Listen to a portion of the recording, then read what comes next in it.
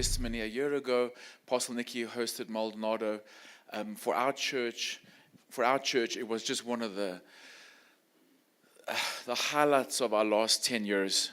And what happened is we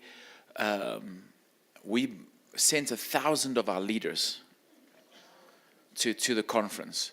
If I had known the impact, Pastor Sam, Pastor Salome are here from our campus pastors. If we had known the impact, Apostle Nicky, we would have paid double. If we had known that 1,000 of the leaders would be so excited, so impacted, and so God, I had come to a place where I was just tired of doing church the same way all the time. And I was standing watching people in the supernatural, watching what God is doing. And, we're doing all the practical stuff that we have to do in church, all the stuff we've been teaching, practical church.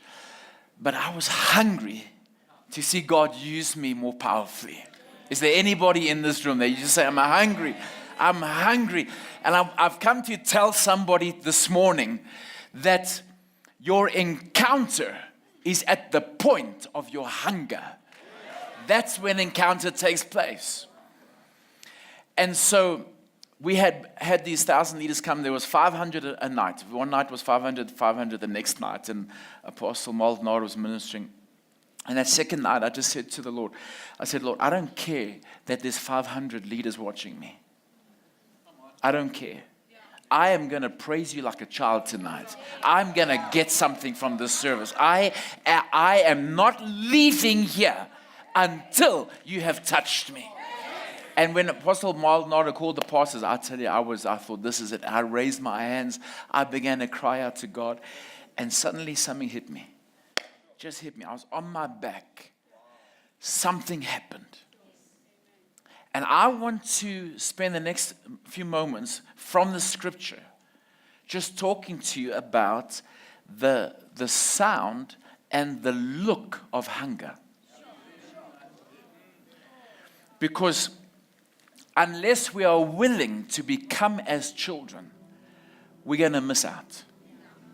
And I remember I was driving down that Krugersdorp highway, comes to a four-way stop at the end of it, and I was stopping there, and there was a lady that was begging. And the car in front of me, or just in front of that, handed this lady what looked to me to be a hamburger. And I saw the look of hunger. She grabbed this hamburger with both hands, as if somebody was going to come and steal it from her. And she didn't put it away.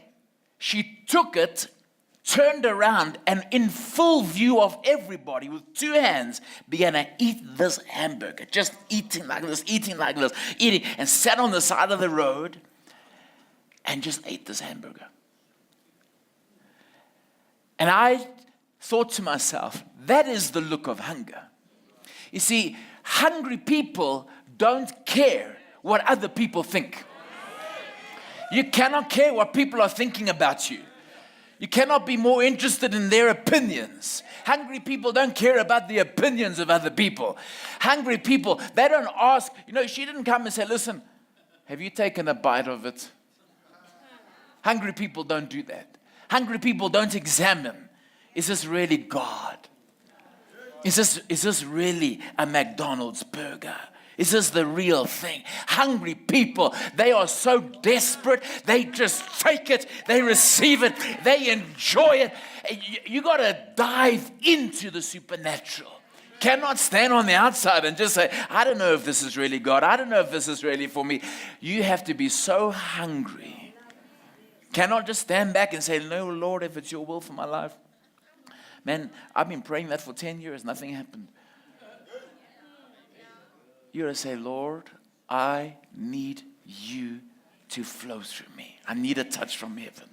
I need a touch from heaven. So I want to show you from Scripture the look and the sound of hunger. Okay, so I'm starting in Luke chapter 8 from verse 40, and I'm going to read a number of verses, so just write it down. And just listen to the story. I want you to, in prayer, and Prophet Lillian just shared before this, when I arrived, I saw impartation happening.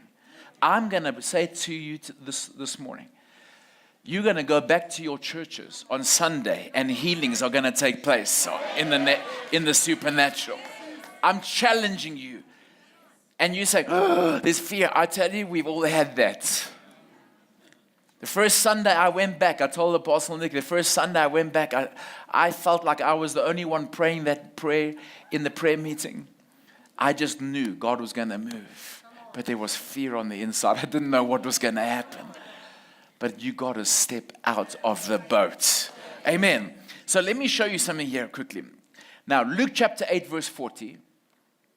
We see the look of hunger.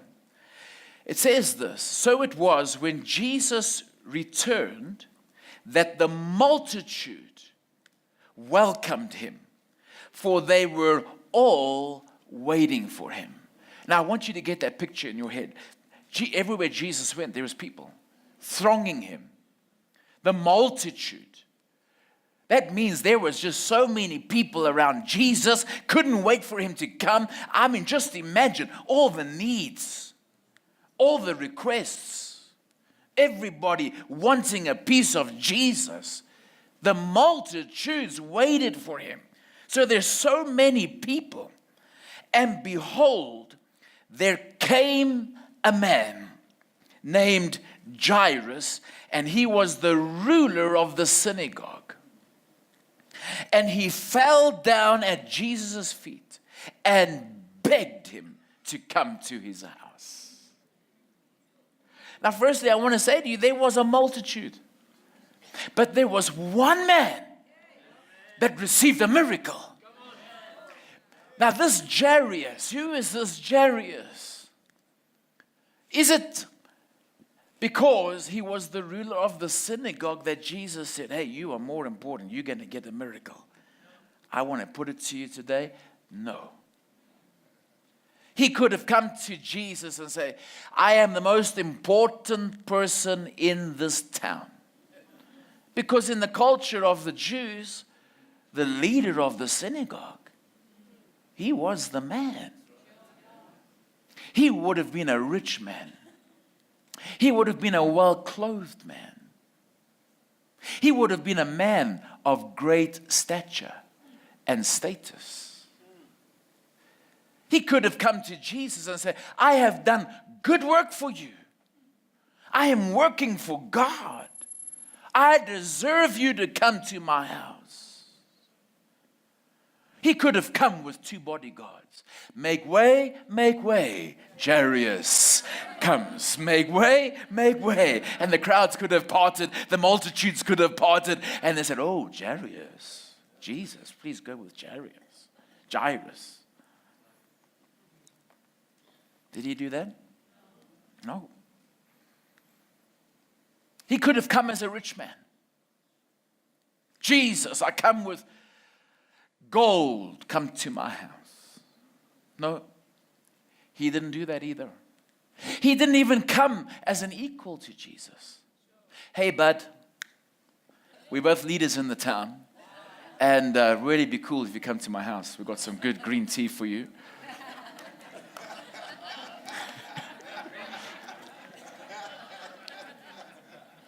Did he do that? He could have. But he was so desperate that out of this multitude, he caught Jesus' attention. Because he had a great need. You see, you will never be hungry until you realize you don't have in yourself what the people need. We need a fresh anointing to meet the needs of the people. We don't have what it takes. And he comes and he says, I am the leader of the synagogue. I have all the money that I need. But my daughter is about to die. I don't have what it takes to set her free. So he didn't come with stature, and he didn't come as an equal, and he didn't come with money and pride and power. it says he fell at the feet of Jesus. There was a whole multitude. None of them were at the feet of Jesus, but there was one hungry man at the feet of Jesus. See, hunger catches the attention of the Lord. Hunger draws the anointing out of Jesus. It has a look. We can't come dignified. Well, I'm the pastor. I can't jump. Got my 3-piece suit. I got to look dignified. I've got it all together. If there's not a sound in you and a cry of hunger, that you don't get the breakthrough. You got to come as a little child, and you've got to come desperate for God to touch you and reach you and empower you. And so that's how Jairus came. And then it says, now there was a woman, verse 43, having a flow of blood for 12 years, who had spent all her livelihood on physicians and could not be healed by any, came from behind and touched the border of his garment, and immediately her flow of blood stopped. Now we've all heard so many sermons on this passage. But here's a woman that realized in the culture it was unlawful for her to be in public. But she didn't care what people think. She took that sandwich with 2 hands, and in full view of everybody, she said, I have got to touch Jesus. I don't care what people think. I am so hungry, I'm going to go out and I'm going to touch Jesus. So she came out and she touched him. And Jesus turns around. You know the story. He says, who touched me? Peter says, Lord, are you serious? He says, you are being thronged. In other words, Peter was saying, Lord, there are many people around you, many people touching you, but there was one hungry person. And Jesus said, I have felt the touch of a hungry person. Who touched me? You see, there is a touch of hunger that gets God's attention. We look at this story. The multitudes waited.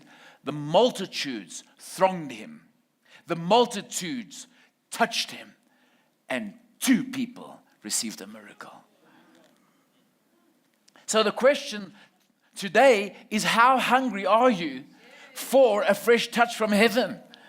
God wants us hungry. And there's a sound and there's a look to hunger. Hungry people, let me tell you something. The sound and the look of hunger is not a pretty look. It's not a dignified look. Sometimes there's tears and things coming out of all different places. Oh God, I got to touch you, Lord. And I need you now. That's why the Bible says, cry out to me and I shall answer you. Woo! There must be a cry. You can't say, well, it's not in my culture. You know, we don't shout, we don't jump, we don't cry. Forget your culture. Step into the culture of the kingdom. Cry out to the Lord. Amen. We need a change. We cannot keep doing things the same old way we've done them for 20 or 30 years. We need a change. Everybody say, I need a change. Come on, our churches need a change. I remember when we started flowing, and Pastor Sam and our staff, Pastor Salome, started praying, people getting touched and healed. And I remember going to one of our staff meeting. Because you see, when the supernatural comes into your life, into your church, what you're going to find is all the religious people, they didn't like you, but now they hate you. They didn't like you before, but now they know that they hate you. And I said to everybody, I said to the staff, I said, listen, they can take it all, but we will not lose this new flow that God has given us. It's the flow, brother. We need the flow of the Holy Ghost. Church is church and there's work and all this, you see all this stuff we're talking about structure and everything. I hate it all. Because I'm a pastor, I'm not an administrative person. In our staff, they all know if they're going to keep me in a meeting for longer than an hour, they better have arranged food or coffee or something. Because they know my mind is gone. I don't do meetings longer than an hour. But I want to say to you, I have found a brand new joy in serving God. Seeing God move. Oh, didn't the disciples come back to Jesus and say, oh, how we saw, the people healed. God is using us. Let me see how many of you are hungry for something new in your life. Come on, just raise your hands. Raise the other hand to say, Holy Spirit, this morning, encounter me. Encounter me. I am hungry, Lord. I'm hungry, Lord, for an encounter. Amen. I'm hungry, Lord. Yeah, just keep it playing. Keep it playing. So there's a look to hunger. It has a look.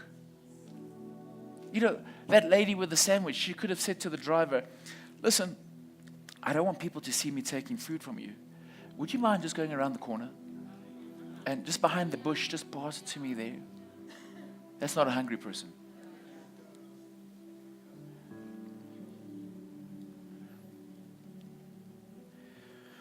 Now,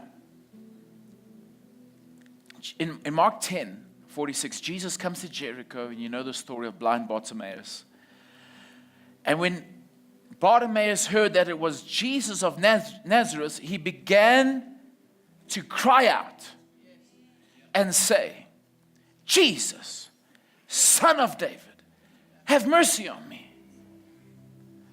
And I see a man that was sick and tired of being sick and tired. He had heard of Jesus. There's a Jesus. When he touches you, things change. There's a Jesus that has raised the dead. I've heard of a Jesus that opens deaf ears. And here's a man, his whole life he was blind. Perhaps he had never been married, never had the joy of fathering children. He had never been able to raise finances and build a home and plant a crop. He was blind his whole life. He was sick and tired of being sick and tired. He came to the place where he said, I am not going to sit in my ditch any longer. I'm not going to sit in my sorrow any longer. I have heard there's a Jesus. There's a Jesus that can change my circumstance. There's a Jesus. Oh, yes, he parts the sea. There's a mighty Jesus that he heard about it. So it says he began to cry, Jesus. He began to cry, Jesus. Hallelujah. Jesus. Oh, there's a cry. There's a cry of hunger. I'm telling you now, God is going to release something in your life. You will never be the same again in Jesus' name. Amen, amen, amen. Oh, hallelujah. Come on, just take your seats, take your seats. I looked it up. What does it mean to cry out? It means to scream or to call aloud.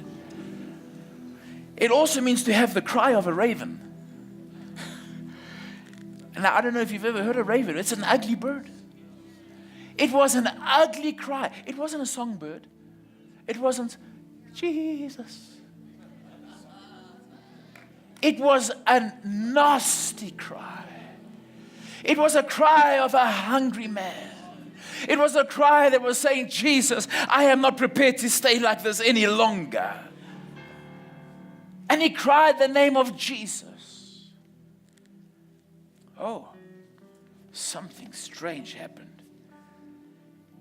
Many warned him, be quiet. Do you know what the word warned means? It means they rebuked him. They forbade him. They admonished him. Don't get too noisy in this church. We don't want people to think we're like you. Don't get too excited about Jesus. Keep quiet. You're embarrassing our type. Oh, we don't want Jesus to think all the people of Jericho are crazy like you. Keep quiet, you blind man. Jesus is not interested in you. But here's a man that is hungry. You see, someone that wasn't hungry, they would have kept quiet. But somebody that said, I am not prepared to go home the same way, says this. They warned him, be quiet. Oh, but he cried out all the more. He began to shout even louder. He said, I'm not going to be intimidated. Let me tell you something about the supernatural. The devil will try to intimidate you. He will bring barriers. He will bring a blockage. Just imagine those 4 men carrying that man that was on the stretcher to Jesus. They wanted to get to Jesus. But first they had to get him up on the roof. Have you ever tried to carry a man up a roof? There will be obstacles. There's going to be fear that comes into your life. There's going to be voices that are going to tell you you're not worthy. God's not going to use you. You don't have the personality. I want to tell you they're all lies. They're all lies. There is a river that's flowing, and the Bible says, whoever is willing, come and drink, come and drink, come and drink, come and flow. Step into the river. Step into the anointing. Amen. Come on, turn to somebody next to you. Tell them, step into the river. And so, hallelujah. Come on, I feel the anointing in this room in Jesus' name. Amen. Step into the river. And guess what happened? That cry reached Jesus. In the midst of the crowd, he suddenly said, there's a cry that has touched heaven. And he received his miracle. You will receive your breakthrough in Jesus' name. Amen. And the same thing happened in Luke with the lepers. They cried out to Jesus. They were standing at a distance and they began to cry, Jesus, have mercy on us. Anybody that has a cry touches the heart of God. Now, we're going to bring this to a close with Ezekiel 47. Ezekiel 47 is a passage that talks about this river that flows from the throne of God. And God takes the prophet. And in verse 2, it says this. So God brought me out by the way of the north gate and led me around on the outside to the gate. And, led me around on the outside to the outer gateway that faces east. And there was water running out on the right side. And when the man went out to the east with a line in his hand, he measured 1,000 cubits. And he brought me through the waters, and the water came to my ankles. All right? And we all know the story. It goes from the ankle to the knees to the waist. Now, I want to say this to you. When it comes to the supernatural, you cannot sit on the beach and just look at everybody in the river. Oh, I wish I would be in the river. Look at the river. Look at these people. How come, God, I'm not anointed? Nobody's going to push you into the river. You have to get up and say, I am tired of standing on the beach. I'm going to step into the river. You got to make it. Hunger will cause you to walk. You got to step out from what you know into something that you don't know. It is uncomfortable. It is unnerving. Oh, I want to tell you. Now, let me tell you something. When the supernatural comes upon your life, your faith changes, your message changes, your revelation changes, your attitude changes, your boldness changes, everything begins to change. But you got to step into the river. You can't stay on the outside.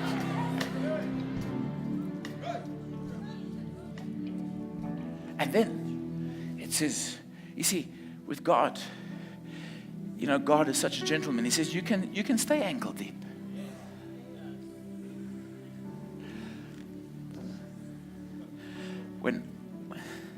When I was younger, my dad took a sabbatical and we went down and we stayed at the south coast for 3 months.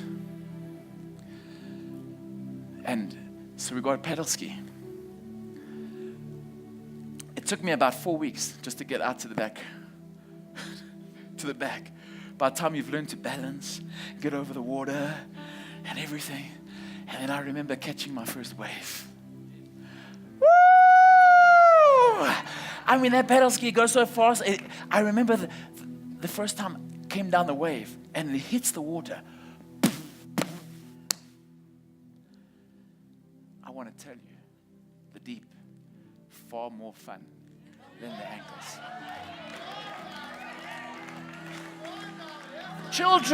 Children stay at ankle deep. Have you seen it when they go to the beach, little 4-year-olds, they run in, when the water goes out, they see it coming back and they run back a little. That's for 4-year-olds. I want to tell you something. God has got so much more. He's got promotion for you. He's got increase for you. You're not going to stay ankle deep. You're not going to stay there anymore.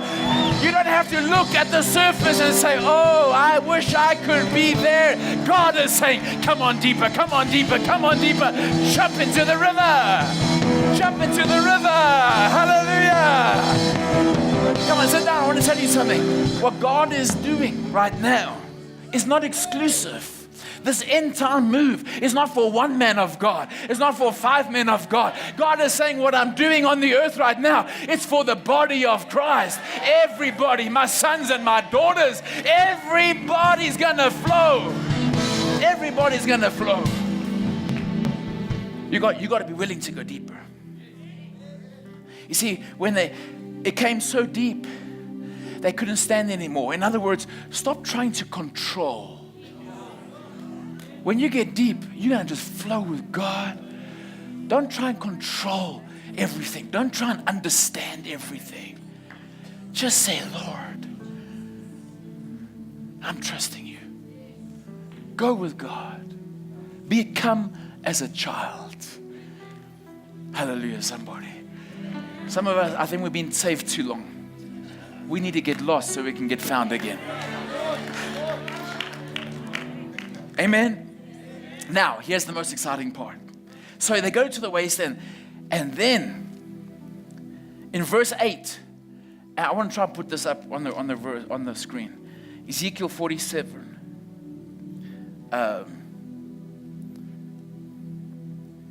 Let me just find this verse, sorry. Verse 6, sorry. Ezekiel 47, verse 6. Listen to this. Then the Lord said to me, Son of man, have you seen this? Have you seen this? There's something that God himself was excited about. He said, Son of man, have you seen this? Have you noticed something?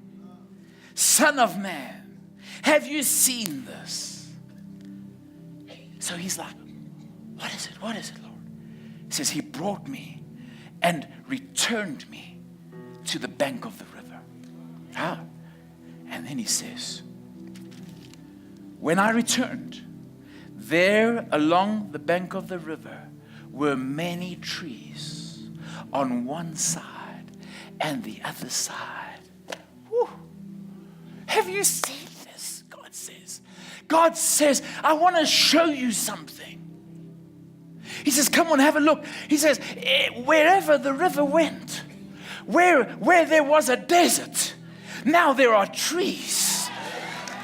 What was dead begins to live. What was barren becomes fruitful.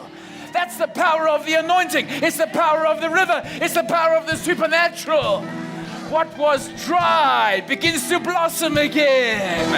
Oh, you might have lost your joy, but you're going to get it back again. Somebody might have stolen from you, but God's going to replace it 7 times. God says, have you seen this? The supernatural will be poured in your life. I will bring a refreshing. Hallelujah, somebody. Oh yes, those empty chairs in your church, they shall be filled. There shall be trees, trees, trees, trees, trees, blossom everywhere. Come on, somebody. Oh, hallelujah. Have you seen this? Have you seen this, he says. Oh, hallelujah. There's going to be a change. You prophesy to that desert. God says, those that jump in, you will just look back and see the fruitfulness of the Lord. And so, he goes on. Then he said to me, this water flows toward the eastern region, goes down into the valley and enters the sea. And when it reaches the sea, its waters are healed.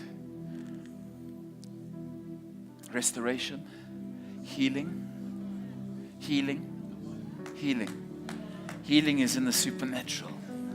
That's what God wants to do. The waters speak of people. It goes into the sea. God's going to use you to bring restoration and healing. That's what we're here to do. Jesus said, I haven't come for the well, I've come for the sick. And it shall be that every living thing that moves, wherever the rivers go, will live. Will live. Will live. Do you receive that word? Pastors, do you receive that word? What has died will live. Will live. Wherever the river goes, it shall be that fishermen will stand by from Engedi to that place, and there will be places for spreading the nets. You see, in this end time harvest, in the end time now, there's going to be such a harvest. It won't be one evangelist. It's going to be our whole churches will be evangelizing. There's going to be such a big net. There'll be such a big harvest coming in right now. This is the season for the harvest. I prophesy it in Jesus' name over your life. Your church shall be filled. Salvation shall come into your house. On every side of the bank, people coming in. Every side of the bank. Hallelujah. Their fish will be of the same kinds as the fish of the great sea. Verse 12 says, along the bank of the river, on this side and that, will grow all kinds of trees used for food. Their leaves will not wither, their fruit will not fail. They will bear fruit every month and will not fail. They will bear fruit every month because their water flows from the sanctuary. Their fruit will be for food, and their leaves for medicine. Hallelujah. See, God is going to use us to bring healing, life, refreshing. What we used to counsel, you see that woman, what no one could do in 12 years, Jesus did in 1 second. All those issues of counseling, the power of God's going to be upon you, and you're going to start seeing deliverance, setting free, movement in every area of our ministries. That is the power of the supernatural. So here's the key. Who's that for? It's not for people sitting on the beach.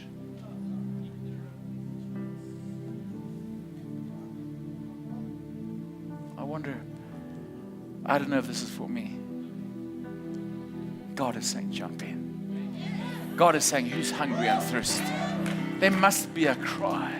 There's got to be a cry on the inside. I sense the presence of the Lord, and I believe there's going to be impartation here today. That's what I'm trusting God for. And so, I want to make a call, just as that call I responded to. And this isn't for everybody.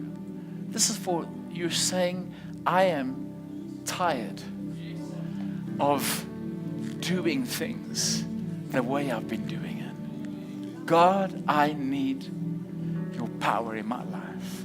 Can we all stand together? Let's just stand together.